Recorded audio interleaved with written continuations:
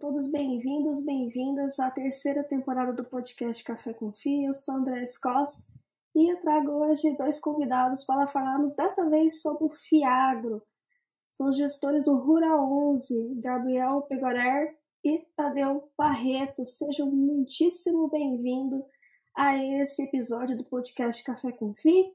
Gostaria que vocês se apresentassem aí a Itaú Asset, para então a gente adentrar ao fundo. Boa, obrigado Andréia, prazer aqui estar com vocês falando nessa live. Enfim, acho que o Tadeu se apresenta aqui, a gente fala um pouquinho da Itaú Asset, depois a ideia é bater um papo aqui legal sobre mercado de fiagros e o Rural 11 mais especificamente também. Boa noite, André. Bom, nós somos duas pessoas aqui do time de gestão de crédito estruturado da Itaú Asset. Esse é o time que está aqui com o Fiagro, né, que está com o Rural 11, está embaixo da mesa de crédito estruturado. Mesa de crédito estruturado que nós olhamos todos os ativos de crédito, digamos, mais líquidos, né? Uma mesa multidisciplinar que olhamos para a infraestrutura, olhamos para a energia, olhamos para crédito consignado, imobiliário, e dentre as multidisciplinas aqui, o agro é uma das nossas vertentes, e aqui mais focado, né, usando 80% do nosso tempo, Gabriel e eu aqui focados em agro. Eu sou o Tadeu, uma das pessoas desse time, vivi crédito agro toda a minha carreira profissional, sou engenheiro agrônomo de profissão que vim para o mercado financeiro, trabalho com crédito no agro há quase 15 anos e aqui não é diferente. Estamos tocando esse projeto e com a missão aqui de fazer não o maior, mas talvez o melhor aqui em termos de risco-retorno fundo imobiliário Fiagro de agronegócio. Olá, Gabrielzinho. Boa, valeu, Tadeu. Acho que pegando um gancho do que o Tadeu comentou, né, para dar um pouco mais de número também, acho que na relevância aqui do agro na nossa mesa, né, hoje aqui a mesa de crédito estruturado dentro da Itaú Asset, né, que é um englobado aqui de várias mesas que a gente tem na gestão de multimercados, renda variável, a própria gestão de fundos de crédito mais tradicional, né, que a gente chama aqui, né, e dentro dessas mesas a gente tem a mesa ali de crédito estruturado, que é onde a gente faz parte, como o Tadeu comentou, e hoje a gente está ali com cerca de 6 bis sob gestão, entre, né, capital já sob gestão e capital comprometido, que ainda está sendo chamado em alguns fundos que a gente tem mais líquidos, e dentro desse mercado aqui, da nossa mesa, né, o agro representa 1,3 bi mais ou menos hoje, então é bastante relevante aqui para a mesa como um todo, né? A gente tem o Rural 11, que está aqui aproximadamente 1 bi já, né, após esse último follow-on, e a gente tem um outro fundo aqui, um multimercado de crédito privado dedicado ao agro, que tem mais 350 milhões aproximadamente, então são essas duas estratégias que a gente tem hoje aqui na mesa, voltadas para esse mercado agro, como o Tadeu comentou, nós dois que ficamos mais focados aqui nesse produto, mas também tem outros fundos aqui na mesa. Um outro fundo listado que a gente tem aqui também é o IFRA 11, né, que também é um fundo bastante relevante no mercado de infraestrutura, e o Rural 11 aqui, que é o nosso Fiagro, nosso carro-chefe aqui no mercado agro. E contar um pouquinho aqui da minha história. Eu sou um pouco mais novo que o Tadeu de mercado, vim daqui do interior, estou até no interior hoje, não estou em São Paulo, né? Eu e o Tadeu, a gente costuma rodar bastante também.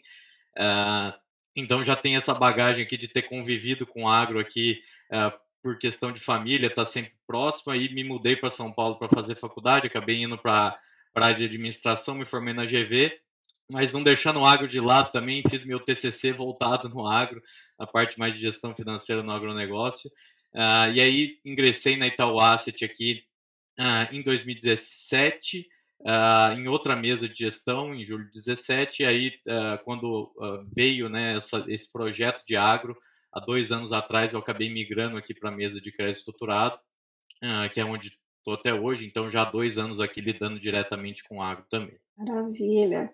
Então o Tadeu super conhece, né, o mercado a fundo, né, como é que funciona, é o que a gente chama no interior de pé no barro, né, engenheiro agrônomo. O Gabriel também, né? Gabriel conhece bem como é que funciona. Eu também sou do interior, eu sou do interior do Paraná, né, no Noroeste Paranaense. Então, também estamos aí, então todos Noroeste interligados aí com o rural. Noroeste Paranaense é o pé vermelho, né? Pé vermelho, exatamente. Maravilha, mas agora vamos aí falar um pouquinho sobre o Rural 11, né? Você deu uns números, né, em termos de patrimônio, de gestão ali a respeito, mas vamos à origem do Rural 11, a tese desse fundo, desse FIAGRO, não deixa de ser um fundo, né? Estratégia, como é que tá, como é que surgiu, né? Boa. Legal. Fica à vontade, Gabriel. Boa, vou começar aqui, a gente vai se revezando. O RURA, a gente estruturou ele, né, desde que surgiu a lei dos FIAGs, ele não foi o primeiro a sair, mas logo que saiu dos IPOs ali, né, que a gente teve de FIAGro na época, a gente acabou sendo maior ali de captação inicial, que a gente captou 600 milhões, então o fundo iniciou na virada ali de fevereiro para março de 2022, então o fundo até completou um ano recentemente, né? A gente não é um dos primeiros FIAGros ali, você teve uma leva de FIAGros que saíram antes, a gente acabou saindo um pouco, alguns meses depois, então por isso que a gente é um pouco mais novo, mas já conseguimos sair com um PL relevante, a gente teve uma captação muito boa, bastante pulverizada, o fundo já iniciou, se não me falha a memória aqui, com cerca de 7 mil a 8 mil cotistas, e hoje já está com mais de 14 mil cotistas após esse segundo follow-on, né? Então a gente veio ali com esse PL. A nossa estratégia desde o início sempre foi ter um produto bastante diversificado, tanto setorialmente, né, dentro do agro, né, você tem diferentes subsetores ali nos elos da cadeia do agronegócio que a gente fala, né, então desde a parte de insumos, passando pelas revendas, distribuidoras, até a parte de produção rural, que a gente também gosta bastante, depois vamos abordar um pouquinho sobre isso, e na parte final, depois, né, fora da porteira ali, nas indústrias, usinas, enfim, acho que a gente acabou conseguindo entregar isso, né, depois que a gente conseguiu montar e alocar a carteira inteira, esse fundo bastante diversificado, e regionalmente também, né, a gente tem uma presença bastante diversificada também nos diferentes estados do país aqui, né, um país com dimensões continentais, então você tem culturas que se adaptam melhor em um estado do que em outro, você tem essa volatilidade climática que também impacta bastante o agro, a gente acha que uma das maneiras de se mitigar esse risco,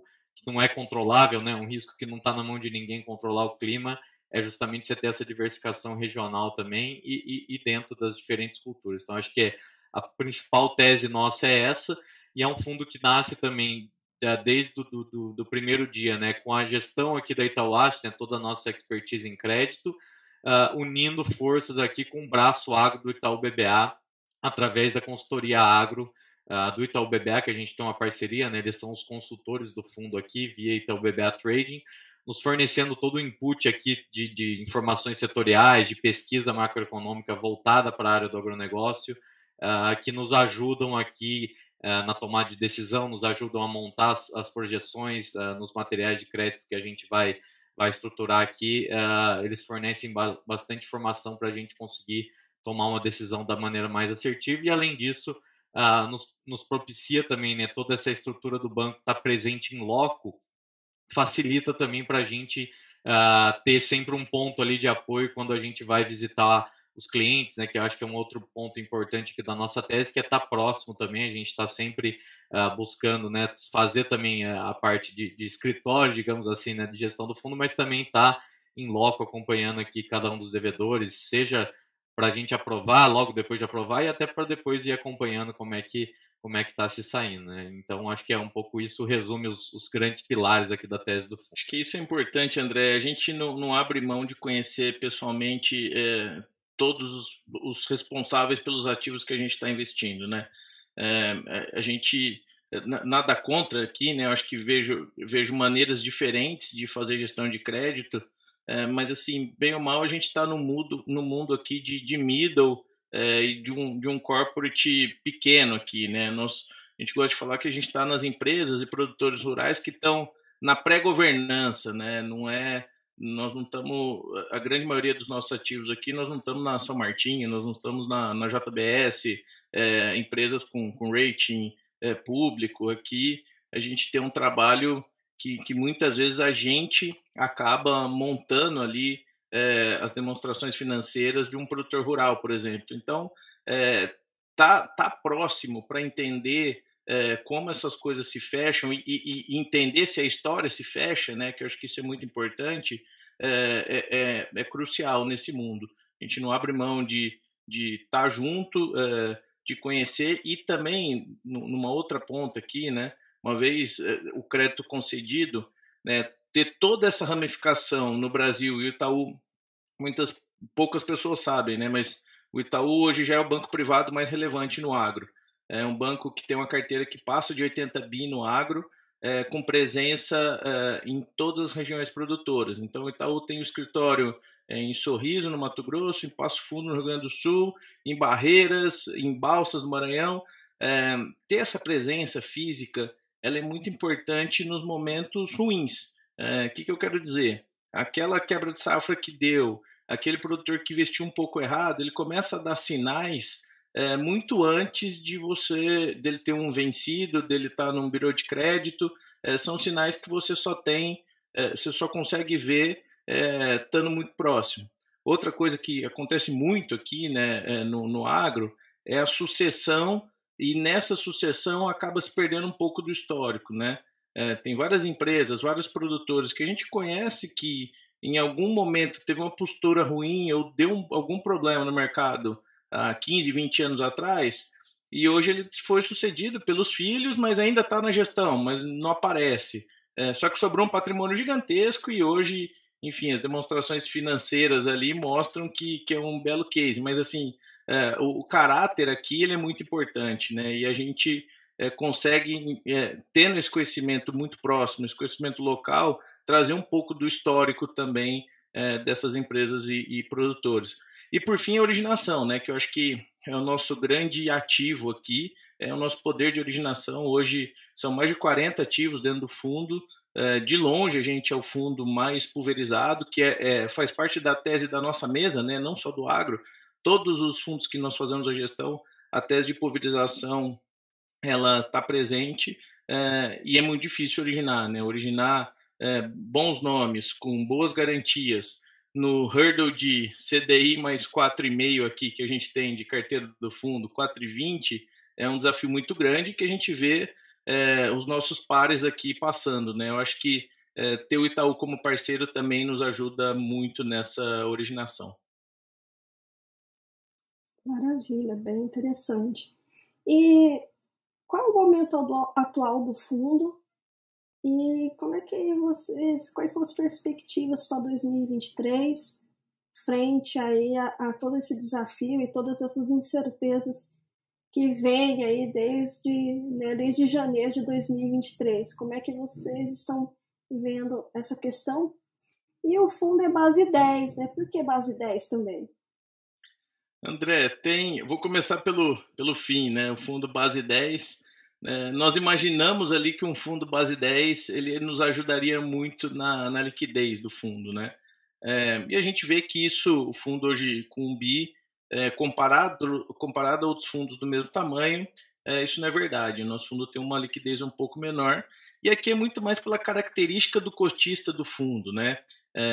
Nós fizemos aqui tanto a primeira emissão quanto o follow-on do fundo, eles foram para todas as bases aqui, para todas as distribuidoras, mas o maior volume acabou ficando ali em clientes de Itaú.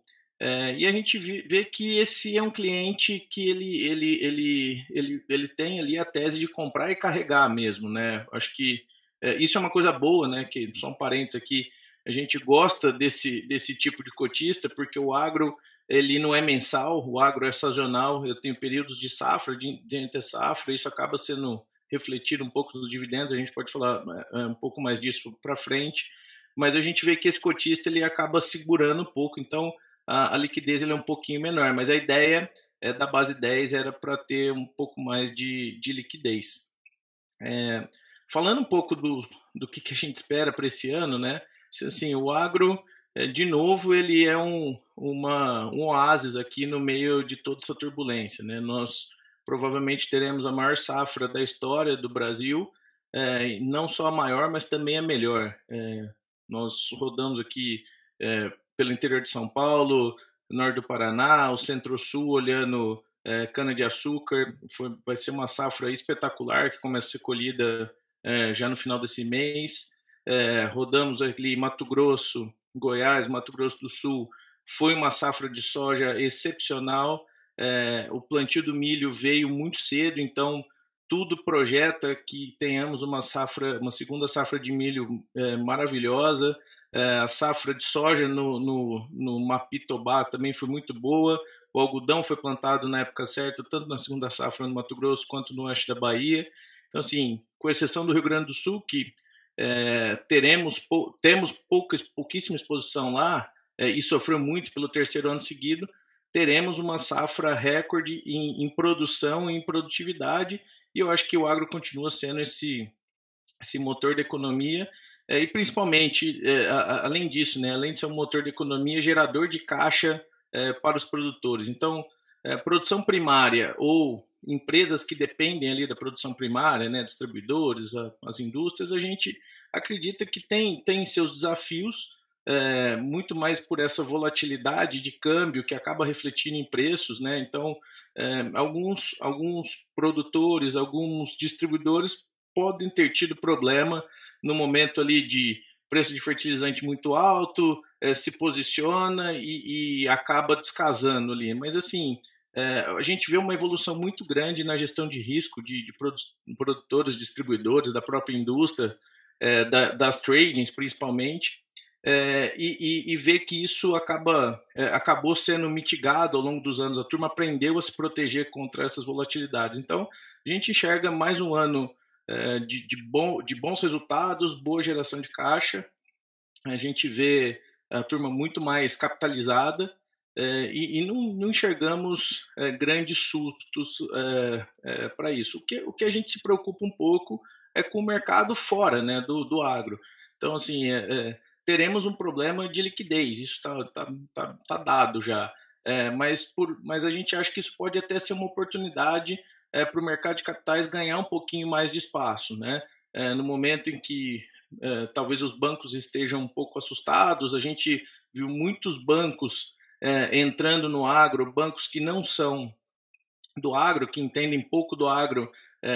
Eu já passei por alguns desses, sei que nesses momentos mais estressados a primeira ação é recolher. Talvez abra um gap aqui para o mercado de capitais se consolidar como um player importante do agro. Não só nós, mas outros fundos do último trimestre do ano passado até janeiro, fevereiro desse ano fizeram captações importantes. O Rura mesmo fez 375 milhões. Então acho que os fiagros estão com caixa para alocar, e o que a gente espera é, primeiro, né, terminar essa alocação logo, que a gente espera concluir aí nos próximos dias, e a gente espera que tenha alguns meses de, não é nem de melhora, mas de calma, né, que não tenhamos notícias ruins no mercado, para quem sabe mais para o final do ano, segundo semestre, sei lá, tentar fazer uma nova captação, porque, de novo, originação com qualidade para a gente não é problema. Eu acho que só complementando o Tadeu um pouco, né, desse pace aqui, né, de alocação, e até voltando um pouco histórico, né, a gente teve, né, logo no início do fundo, uma demora um pouco maior do que a gente gostaria para alocar o fundo, mas não fugimos aqui da nossa estratégia que eu comentei no início, né, que era, desde o início, ter essa carteira mais pulverizada, mais diversificada, e não alocando só por alocar.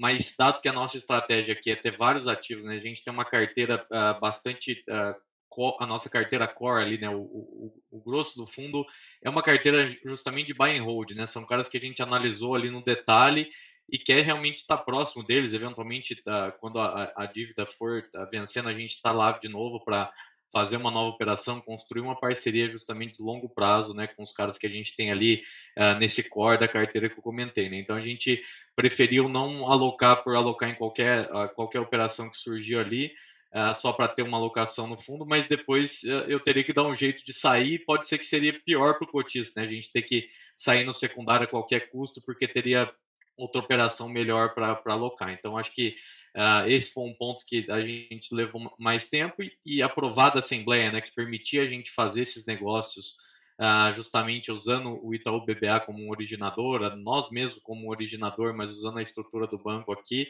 a gente destravou boa parte das operações aqui que estavam em carteira já para a gente alocar. E agora, nesse follow-on, a gente teve uma alocação muito mais célere aqui, até a gente fez, né, em 2 séries aqui, então teve o período ali, né, de direito de preferência, depois a gente teve um período de reserva, depois uma liquidação diária, e boa parte dos recursos já foram sendo alocados à medida que o dinheiro foi entrando dessas 2 séries. Aí no final a captação deu uma boa esticada, que a gente captou ali nos últimos 10 dias cerca de 100 milhões, então entrou boa parte do recurso, ainda estava um mercado começando a ficar bastante incerto ali, mas a gente conseguiu ainda finalizar a captação, volume base da oferta, e agora ainda restam ali cerca de 15% da carteira para alocar, que a gente deve finalizar agora esse mês, cerca de 7,5% já está tudo pronto, documentos ali assinados para a gente alocar agora até o fim do mês, e depois o restante, logo no início de abril, a gente já deve alocar também o restante do caixa. E aqui acho que uma mensagem importante também, que vários ativos que a gente veio aprovando aqui ao longo desse período de captação, não é porque a gente já aprovou e estava durante o período de estruturação que a gente tem que alocar a qualquer custo, né? Se a gente vê que teve algum problema, uma formalização, etc., a gente segura e fala, não, vamos fazer o negócio direitinho, porque a gente sabe que aqui no agro, você ter também uma boa formalização de garantia, as escrituras, né, dos CRAs aqui, que é a maioria das operações que a gente faz, mas do lastro do carro que está por trás, a gente ter tudo bem formalizadinho é super importante também para mitigar problemas futuros, né? Que aqui eu e o Tadeu, a gente sempre fala isso ali, em todos os comitês a gente discute isso, e a gente usa isso como um cenário ali até base de aprovação, né? Que vai ter problema em algum momento, né? A gente vai ter estresse, como o agro é um setor bastante cíclico, né? A gente vem de anos muito bons para as principais culturas aqui, mas é um setor bastante cíclico, então a gente sempre tem que estar pronto, porque em algum momento você deve ter algum problema, e aqui não é nenhum nem outro, né? O cara que não teve é o melhor do mundo, ou o cara que teve é o pior. É justamente você estar numa estrutura robusta que te permita, né, eventualmente executar uma garantia, ou uma outra forma de mitigação que a gente acha super importante aqui é justamente a diversificação, né? Se tiver algum problema, no final você não vai perder tanto aqui, né? O seu LTV por ser baixo ali, por ter boas garantias, você não vai perder tanto aqui naquela operação, né? Então, a gente sempre toma cuidado com isso, de novo, para não alocar o caixa a qualquer custo, mas em operações ruins. Então, é sempre bem formalizadinho. A gente segue uma esteira aqui que, se tratando de banco, é morosa, né? Quando você vai falar, putz, tem que passar em todo aquele fluxo, sim, mas no final acaba sendo bom, né? Para o cotista, acho que é uma segurança adicional aqui. Então, acho que é super importante ter isso também. A gente leva bastante a risco esse ponto. Você tocou em 2 pontos muito interessantes que vai casar bem com a próxima pergunta, que é a questão de o agro ser cíclico, então isso traz um desafio a mais. E o segundo ponto é a questão justamente do próprio mercado, né? Temos uma taxa Selic alta, consequentemente CDI muito próximo, e em algum momento isso vai começar, né, a diminuir.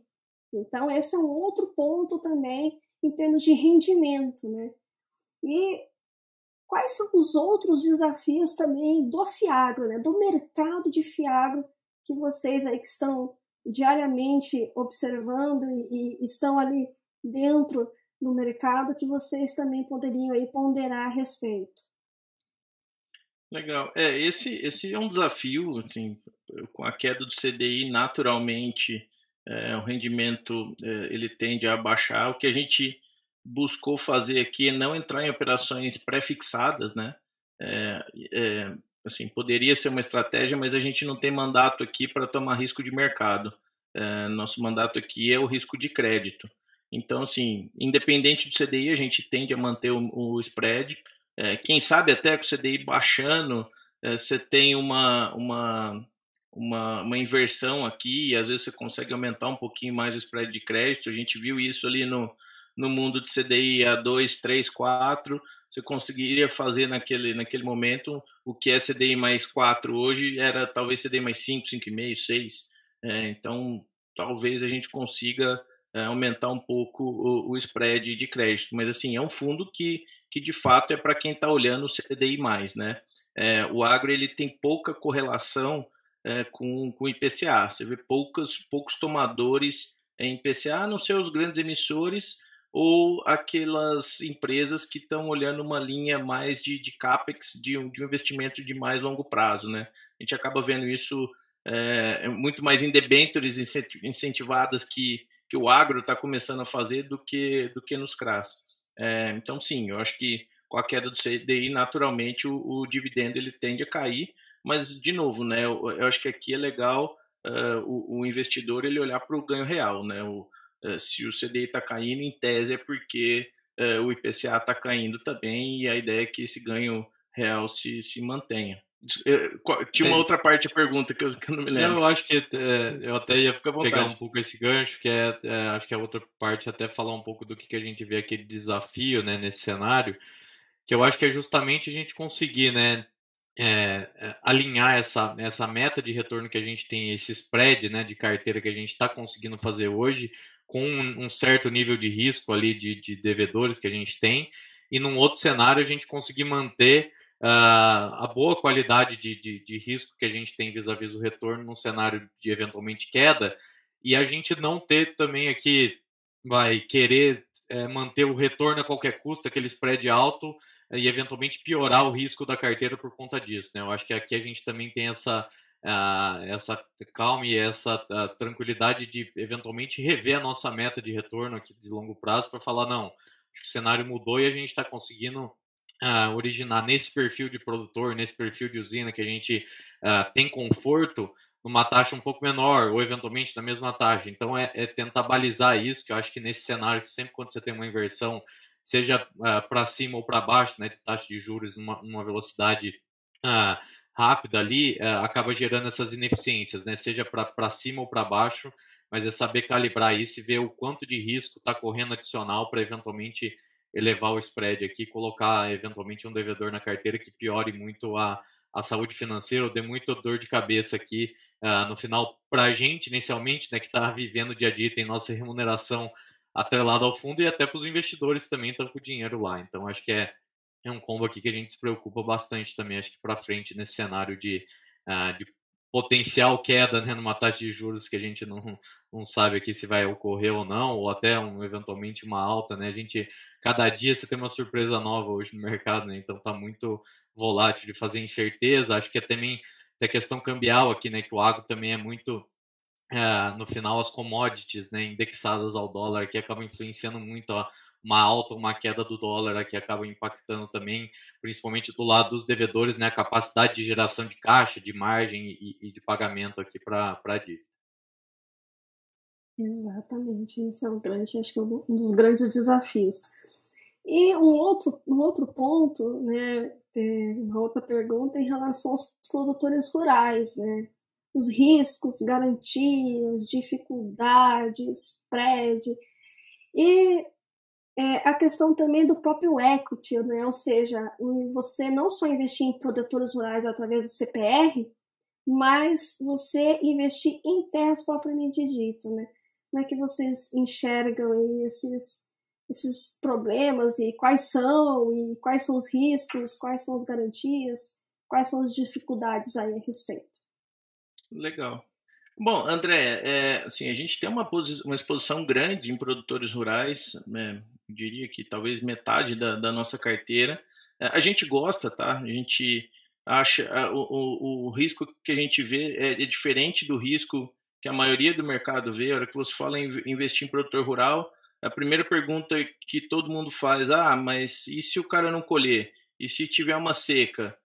De fato, você vai ter problema. O que a gente tenta fazer aqui duas coisas. Primeiro, está em regiões que são consolidadas no agro, né? Não é uma área de fronteira, de expansão, que a gente já sabe como chove, que jeito que chove há 40 ou 50 anos. Enfim, a não ser que a terra mude seu eixo, aquele lugar ele vai continuar chovendo, obviamente com as suas oscilações, como anos de El Niño e anos de Laninha, que a gente consegue prever e se antecipar eventualmente, como nós fizemos esse ano no Rio Grande do Sul. E aqui eu estou falando assim, de uma concentração de produtores no estado de São Paulo, Minas Gerais, Goiás, oeste da Bahia, Mato Grosso, então são regiões bem consolidadas. Para mitigar isso também, né, grande maioria estamos em produtores relativamente grandes que não estão concentrados em uma área só, então dificilmente você tem uma perda de 100% da área daquele produtor. Ele vai ter 100% de um talhão, ou de 2, ou de 3 talhões, mas não 100% da área dele. A gente acaba olhando para isso. Nas nossas projeções, em todos os créditos que a gente aprova, a gente coloca algum ano estressado do ponto de vista de produtividade, ele perdendo grande parte da receita dele, e a gente faz esse stress test para ver até onde ele vai. Todos os produtores, ou a grande maioria deles, a gente está operando com garantias imobiliárias, com aliança fiduciária de terra, que assim, a história já nos mostrou que quando se tem problema, à medida que você tem uma pessoa de bom caráter ali, que é o que a gente busca, como eu falei lá atrás, né, buscando o histórico desses grupos. Quando você tem uma garantia boa, e aí quando vem o problema, é uma questão muito mais de fluxo de caixa do que de qualquer outra coisa, porque a geração de caixa, uma vez produzindo, a geração de caixa vem. Você pega os últimos 20 ou 25 anos, dificilmente um produtor que produziu bem, produziu muito, não gerou caixa. Ou melhor, em nenhum ano. A gente teve, sempre que a gente teve problema ali, foi problema, em alguns momentos problema de preço, mas era um momento que não tinha uma produtividade nos níveis que a gente tem hoje, não se usava o nível de tecnologia que a gente usa hoje. Desde que a gente tem o nível de tecnologia implantado, em nenhum ano que se produziu bem, você teve problema, independente do preço. E aqui eu estou falando de soja vindo a $7 o bucho até indo a, sei lá, 10, 11, 12, 13 dólares o bucho. Um milho que custava R$14 no Mato Grosso até o milho que custa R$70 no Mato Grosso hoje.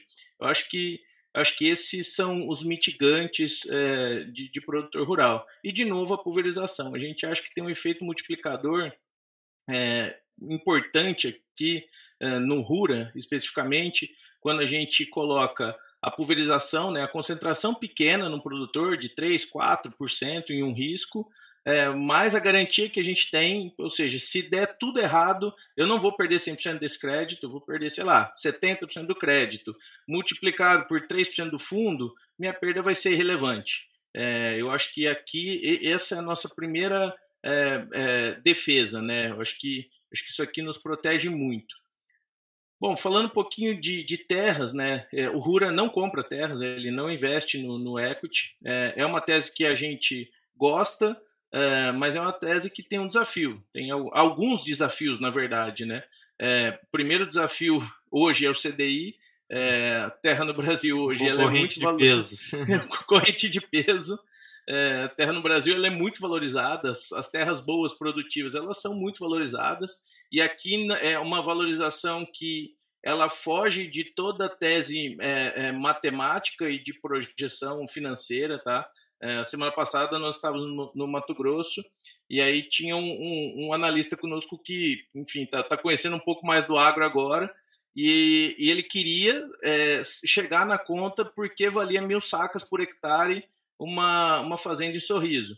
Nós estamos falando de R$150 mil o hectare, né? Uma área que, sei lá, juntando a soja e o algodão, vai dar um EBITDA de 40 sacas, né? Então nós estamos falando de um negócio que vale 1.000 para gerar um EBITDA de 40 todo ano, né? Ele queria chegar nessa equação, né? Porque se paga isso. E não tem um racional.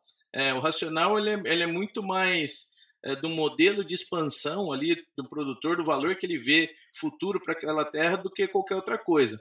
E assim, a hora que a gente soma esse preço alto, um arrendamento ali, uma renda baixa em relação ao preço, com CDI alto, dificilmente você consegue montar um produto que para de pé para ir para o mercado. Qual que seria um modelo que dá certo, que a gente gosta, mas aí, enfim, entram outras questões. As áreas de transformação, né? Comprar uma área de pastagem degradada para transformar numa área produtiva de agricultura, eu acho que sim, talvez pare de pé. Mas aí você começa a tomar um risco de execução também, que o investidor ele vai querer um yield a mais nesse negócio. Então, assim, é uma tese que a gente gosta, não temos no Rura. Em algum momento a gente vai olhar para ela, mas não agora. Eu acho que é uma tese bastante interessante, mas como o Tadeu comentou, com principalmente esse concorrente que a gente tem hoje, né, que é o CDI nesse patamar, para você conseguir convencer o investidor e conseguir captar um recurso que seja relevante para montar um projeto legal, né, que você tenha também essa diversificação, pelo menos em algumas regiões ali, para estruturar isso, acaba sendo bastante difícil, e ter essa visão de longo prazo aqui. E aqui é longo prazo de verdade, né? Não é aquele longo prazo 2, 3 anos que às vezes alguns têm aí como longo prazo, que você vê, para dar esse retorno, para empatar aqui, né, dar o break-even num preço de terra desse jeito, são 15 anos, 10, 15 anos para mais, até para você conseguir gerar um pouco empatar aqui com esse preço que se paga, né? Então acaba sendo bastante difícil. Eu acho que assim, também na nossa visão, né, um dos pontos que explica um pouco essa intensa valorização, né, acho que é a questão da escassez, justamente, né? Como o Tadeu comentou, hoje você tem muito pouco espaço para desmatar novas áreas, né? Legalmente falando aqui, isso é proibido aqui. Acho que assim, a indústria, né, tanto a parte de bancos quanto de fundos, vem fazendo um trabalho legal também no sentido de ESG, de não conceder crédito para quem desmatou a partir de determinado ano, enfim, você seca o bolso. Então, acho que isso desestimula também e contribui aqui para o meio ambiente, né, para os produtores, enfim, vários que a gente visita já tem essa tese de ter uma economia circular, né, uma integração lavoura-pecuária, que a gente fala que tende a reduzir emissões de carbono também. Acho que acaba sendo benéfico para o meio ambiente também.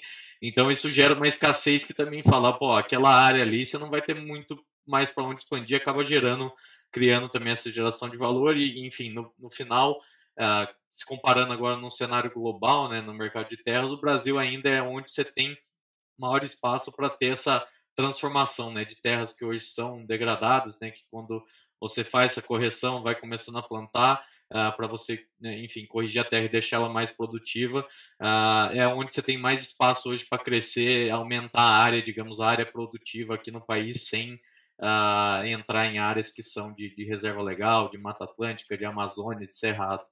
Então, acho que é um pouco as explicações, talvez, para esse aumento, e o porquê não compensa também hoje em dia a gente estruturar uma estratégia só para isso, na nossa visão.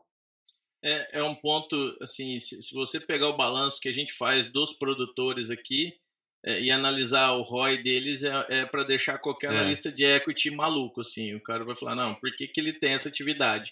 E a gente se depara com isso constantemente, tá? A gente entra nos fóruns de discussão, né? Como eu disse, nossa equipe é multidisciplinar e muitas vezes você olha um produtor que tem um patrimônio de 2, 3 bilhões ali, né?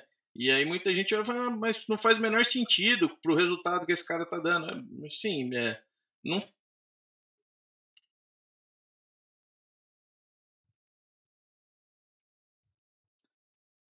Acho que o Tadeu caiu, né?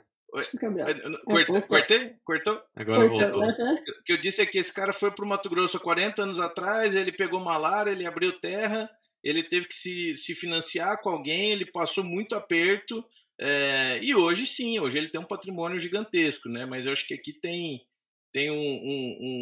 um ganho muito alto pelo risco que ele tomou e pelo tempo que ele está ali, e ele vê muito valor nisso, né? Eu acho que ele é um investidor que colocou o dinheiro lá atrás, viu o retorno e ele quer seguir com isso. Esse literalmente foi um investidor buy and holder, né?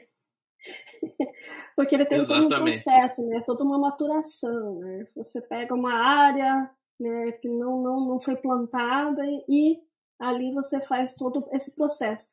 Só que eu acrescentaria mais, né? Por que eu vou acrescentar mais um ponto, né? Além de todos esses que vocês pontuaram? É a questão burocrática, né? Muitas terras não têm matrícula, muitas terras têm problemas, muitas terras estão aí que tem algum tipo de situação e não está ali averbada na matrícula, então fica-se sem saber o que está acontecendo. E nós vimos isso acontecer num fundo imobiliário, né? Vamos pontuar bem aqui, né? Um fundo imobiliário do agro, não é um FIAGRO. Na época ainda não tinha ainda a legislação. E isso também acho que é um empecilho, né? De você investir diretamente na terra. Apesar que nós temos aí um modelo no outro fundo imobiliário do agro, questão de arrendamento e tudo mais, que tem se mostrado interessante. Mas não sei se ele é viável ainda no FIAGRO. O que a gente viu foram muitos fundos começando ali no mundo de CDI mais baixo, né? E naquele momento, sim, fazia bastante sentido. Eu acho que... exato. Essa tese do sale leaseback que eu acho que é interessante, né? Então, que eu acho que é essa que até você comentou, né, André? Que eu acho que é a tese que talvez faça mais sentido.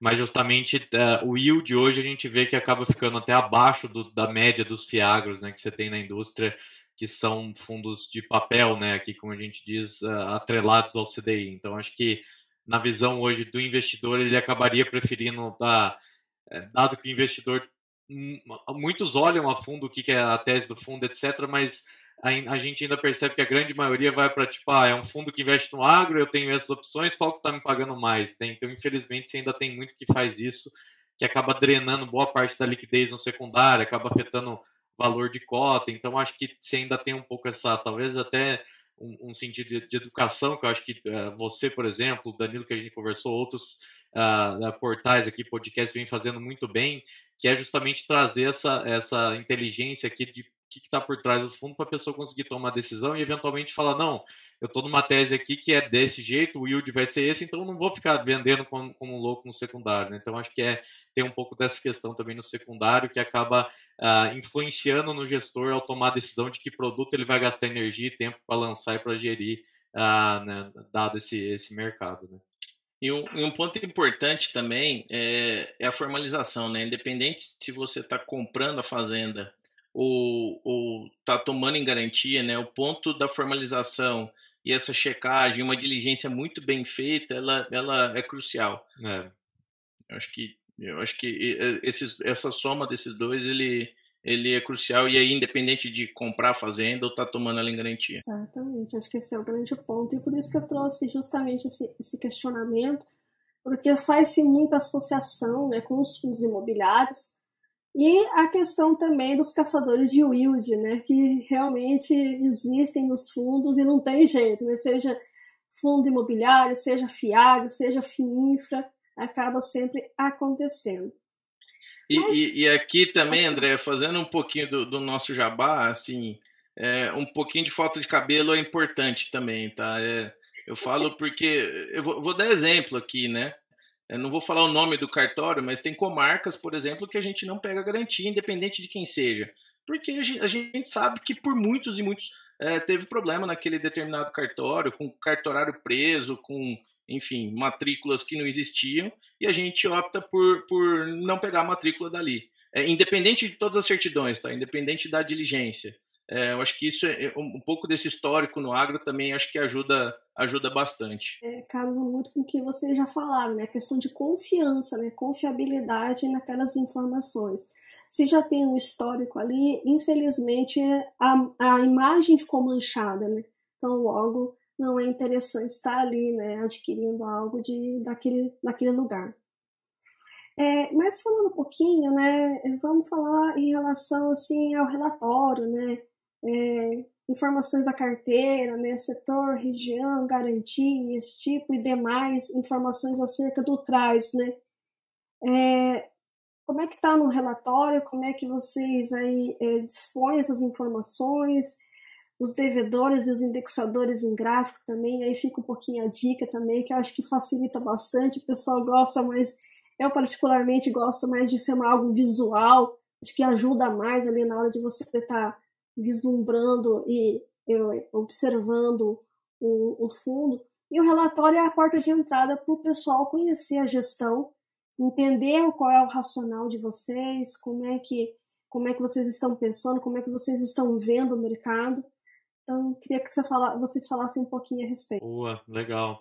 Acho que a gente vem aqui nesse primeiro ano de fundo, né? E aí, não só o primeiro ano de fundo, mas acho que como gestão aqui na Itaú Asset, o primeiro fundo imobiliário / Fiagro que a gente tem aqui no mercado, né? Então acho que a gente está também nesse constante aprendizado, porque é uma dinâmica diferente que você tem, que a gente estava mais acostumado, que é a gestão daqueles fundos, seja fundos fechados, né, ou até mesmo fundos abertos, mas fundos que não são negociados em bolsa, que acho que é uma dinâmica de relatório historicamente diferente, né, de informações que são mostradas, informações que não são.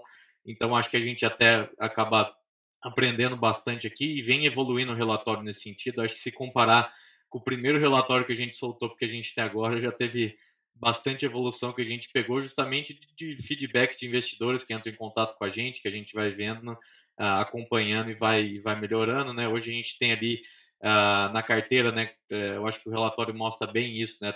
Esse ponto da nossa estratégia de ter uma diversificação geográfica bastante interessante, a gente ter também uma diversificação nos diferentes elos da cadeia. Eu acho que assim, na nossa análise aqui interna, comparando com outros, acho que a gente é o Fiagro hoje que consegue ter maior diversificação aqui unindo essas duas coisas, né? Regional quanto intrasetorial ali, né? Dentro dos elos da cadeia no agro e com uma maior pulverização de devedores, né? A gente aqui, cada uma das linhas ali que a gente mostra no relatório é um único devedor, então a gente tem exatamente 42 devedores, né, no fechamento agora de fevereiro, que a gente postou no último relatório. A tendência é que a gente até aumente um pouco esse número, né? Tem algumas coisas que a gente deve vender até no secundário, que foi justamente alguns movimentos oportunísticos que a gente fez ali, mas boa parte ainda deve manter na carteira, então acho que, assim, a nossa exposição média deve ficar ainda nessa faixa que a gente considera um patamar saudável, né? A gente aqui não vai ter o Rura 11 não vai ser o Fiagro que vai ter ali 10, 20% num único devedor, né? A gente não quer ter isso, não tem, que nem o Tadeu comentou no início, né? Não tem muito certo e errado, mas aqui a nossa tese de investimento é essa, então o que esperar do Rura é ter essa carteira bastante diversificada ali, com várias linhas, né, na tabela, tem vários nomes ali, então uma tabela com bastante informação, né, que a gente mostra o setor, onde está localizado, qual que é a garantia atrelada, a taxa, né? Você até perguntou do indexador, né? Hoje a carteira inteira, se olhar no final, ela é indexada ao CDI, mas a gente tem operações ali, a gente tem hoje 9% mais ou menos em operações em dólar, que a gente faz o swap para CDI, né? Então no final o risco para o investidor acaba sendo CDI+, mas a gente usa essas outras estruturas que são estruturas que às vezes você está num devedor muito bom e tem muitos produtores já num nível ali de governança muito boa, que o cara acaba olhando até a receita em dólar, acaba tomando bastante dívida em dólar, então para a gente conseguir aproveitar a oportunidade de também ter esse cara na carteira, que nos oferece um yield bom, mesmo a hora que a gente trava o swap ali, na época que a gente fez até, hoje em dia está mais difícil por conta do cupom cambial, está num nível bastante alto também, mas lá atrás, quando a gente travou a operação, ainda estava compensando. Então, no final, a carteira ela inteira atrelada ao CDI, seja direto, né, via operação em CDI+, ou seja, via algum derivativo que a gente faz para proteger essa parte menor da carteira, né? Como eu comentei, hoje você tem ali 9%, se não me falha a memória aqui, indexadores em dólar, que a gente faz esse hedge aqui para o CDI+, que são produtores rurais, né, que já tem historicamente a dívida dolarizada, né, por olhar mais a receita também dolarizada. Então, acho que a gente acaba mostrando isso em forma de tabela, mas, de novo, aqui a gente sim está incrementando, né, um dos feedbacks que a gente teve, que a gente já foi colocar ali, foi a questão do fluxo de caixa ali do fundo, né, que a gente já veio estruturando para também mostrar, e ali reflete bem essa sazonalidade que a gente tem no agro e, por consequência, na nossa carteira, né, de não ter esse fluxo mensal que é tradicional aqui dos fundos imobiliários, né, de ter o aluguel todo mês ali, mas que no agro isso acaba não sendo verdade, né, para muitos dos setores aqui não acaba tendo um recebimento mensal, principalmente o setor de produção rural. Então, acho que ali reflete bem esse movimento e, enfim, a gente está trabalhando aqui também para incrementar ainda mais com os feedbacks que a gente vem recebendo. Um dos feedbacks que todo mundo comenta é de mostrar o nome do devedor, e esse ainda a gente, enfim, prefere ainda não abrir, acho que aqui é um pouco estratégia nossa, e aqui não é demagogia falar que a gente tem um cara ou não, é mais questão de a gente tem muitos caras que a gente tem na carteira que outros Fiagros ainda não acessam, que ele é um cara que é atendido a maior parte por grandes bancos ali, a gente consegue, através da parceria aqui com o BBA, fazer essa originação exclusiva que a gente vai ter ali na carteira. Então, hoje, a nossa sobreposição com os fiagros aqui ela acaba sendo bem baixa, né? Você tem, geralmente, um papel que a gente tem que um outro fiagro também tem, um papel que o outro tem, a gente tem, mas você dificilmente vai achar assim, um fiagro que tenha mais de 10% da carteira do Ruhr igual. Então, acho que a gente acaba tendo uma diversificação legal aqui de ser um produto até complementar, né? Acho que assim como você tem hoje no mercado, né, carteiras de FIIs ali que o pessoal divulga e investe em diversos, nos fiagros você também tem a oportunidade de fazer isso, né? Não é porque você já tem um que não é possível alocar em outro fiagro, né? Acho que o Rura traz um pouco essa tese da diversificação aqui e baixa sobreposição com devedores de outros fiagros, né? Acho que o número legal da gente falar, em janeiro, nossa sobreposição com o maior fundo, com o fundo que mais tinha, não chegava em 11%, era 10% ali, do fundo que mais tinha os mesmos ativos que a gente. Então, de fato, é um fundo, assim, não é excludente investir em outros fiagros e no Rura. São complementares, né? E a questão também é que deve acontecer no fiagro, então, o que muito acontece nos fundos imobiliários, né? Quando eles vão fazer follow-on, né? Ou seja, fazer a emissão, né? Eles acabam colocando um pipeline, mas não colocam quem realmente eles vão investir, justamente para que o outro não vá lá e não pegue na frente. Né? Uma coisa que vocês falaram, e agora me veio uma pergunta bem interessante, o que leva-se em consideração em termos de governança, né? É algo que vocês tocaram nesse ponto, eu acho muito interessante trazer um pouco para os cotistas, para os investidores, saberem um pouco como é que funciona, né? Acho que a gente pode até começar aqui, né? Esse fato da nossa parceria com o BBA, que acho que faz parte aqui do nosso processo de avaliação, ele é um consultor remunerado juntamente com o gestor, né? Então a taxa de administração e taxa de performance são divididas meio a meio, a gente dá total disclosure disso aqui, que não tem nenhuma taxa atrelada ou sobreposta que o investidor está pagando a mais para ter justamente essa estrutura adicional, digamos aqui, né, de um consultor no fundo. Então a gente divide aqui e, por outro lado, o consultor também está com a remuneração aqui skin on the game com o fundo, né? Se o fundo, se as premissas, etc., que ele nos passou não forem verdade, isso impactar, vai impactar o resultado dele também. Então, acho que trazer esse skin on the game é importante até para esse sentido de governança, de alinhamento na hora da gente usar os inputs que eles nos passam para fazer análise. E aí, entrando mais no processo aqui, vou tentar resumir de uma forma que fique clara. A gente tem a nossa análise aqui que a gente faz, né, usando todos os inputs aqui que eu comentei, né, tanto da consultoria quanto o nosso aqui, de modelo de crédito que a gente tem, modelo proprietário, rating interno que a gente tem. Então, a maioria das operações aqui não necessariamente precisa ter um rating, que a gente tem um modelo aqui próprio, desenvolvido pela área de risco do banco, que a gente usa justamente para refletir aqui a visão de risco ali e dar os graus ali, né, e eventualmente se tiver algum problema, a gente pode dar um downgrade, a área de risco dá um downgrade, a gente tem um time de pricing olhando ali para remarcar os papéis, então você tem áreas independentes do banco atuando ali também na carteira do fundo, de maneira que não estão com a remuneração atrelada, porque se esse cara, por exemplo, tiver com a remuneração atrelada, ele não vai querer dar um downgrade, ou não vai querer reprecificar, né? Então esse não está atrelado ao fundo, mas presta esses serviços aqui. A gente tem, além disso, né, que faz parte aqui da governança de aprovação, o nosso time jurídico aqui, que nos auxilia analisando essa parte de minutas, então toda a estrutura aqui das operações, parte de garantia, ver se está bem formalizado, etc.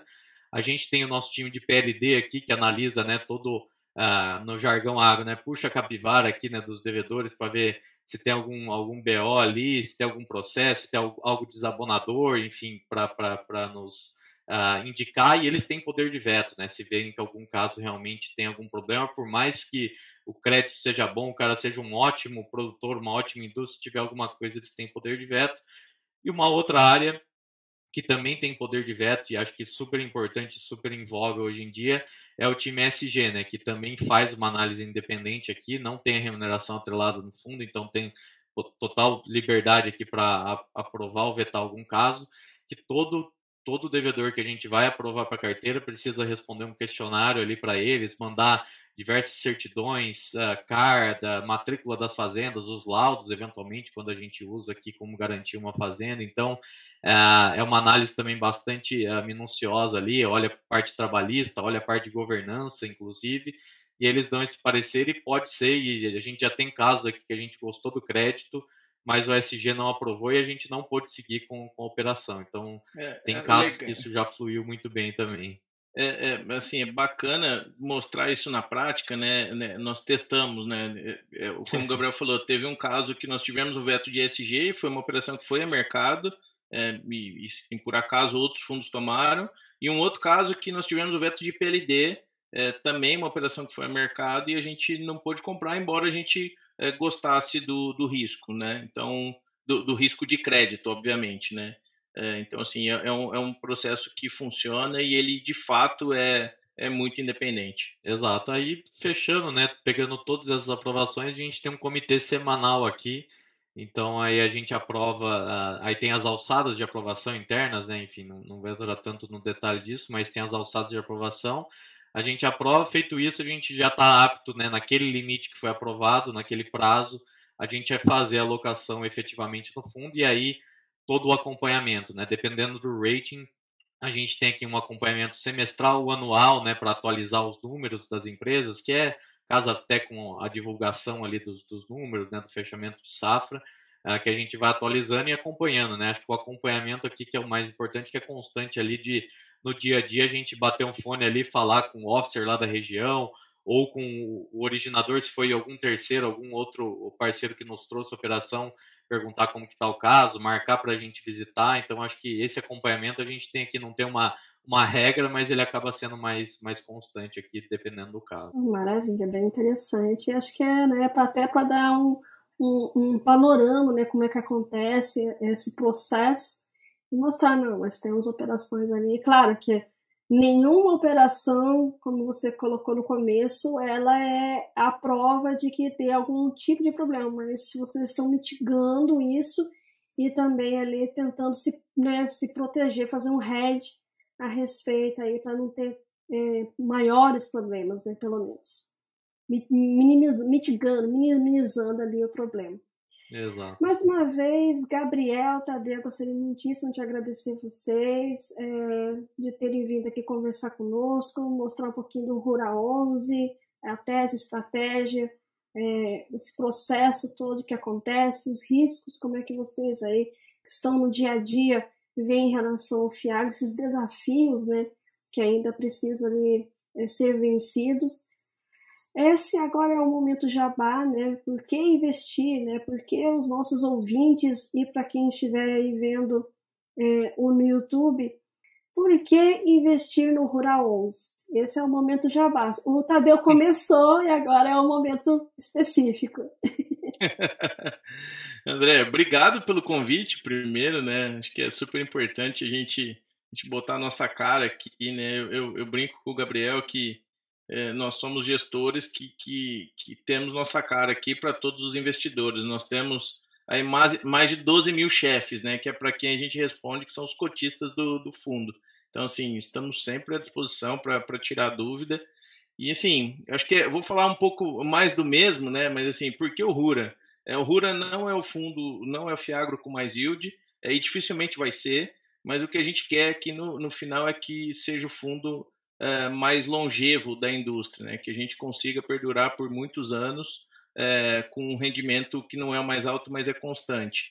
É um fundo que a gente quer ser e vai continuar sendo o mais pulverizado. Nós vamos manter, nós não vamos abrir mão da nossa tese de pulverização, de boas garantias.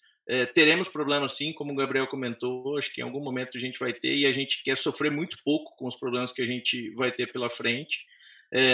A gente tem uma brincadeira aqui que falamos que é o fundo que anda muito mais de caminhonete do que de patinete, né? Não é um fundo que é tocado da Faria Lima, a gente está direto no campo. Eu acho que também essa é uma tese que a gente vai seguir. Temos capacidade para crescer, acho que isso é importante também. Hoje somos Gabriel, eu, temos o time da consultoria que nos ajuda, mas a gente tem capacidade para crescer. Como eu mencionei, somos uma equipe multidisciplinar, temos espaço para crescer equipe Então, assim, não tenho problemas em dizer que conseguiremos manter a tese com um fundo de 2, 3 ou 5 bi. Acho que a gente consegue e estamos preparados para isso. Em resumo, é isso. De novo, obrigado pelo convite. Boa, obrigado, André. Acho que o Tadeu resumiu super bem aqui os principais pontos de por que investir no Rura, e acho que aqui, além de deixar meus agradecimentos, né, enfim, falar para o pessoal também nos acompanhar ali, né, tem um Instagram, a Itaúasset tem um Instagram também que, como eu comentei, né, tem diversas estratégias, diversos fundos ali que eu acho que é legal até para os investidores no geral acompanhar e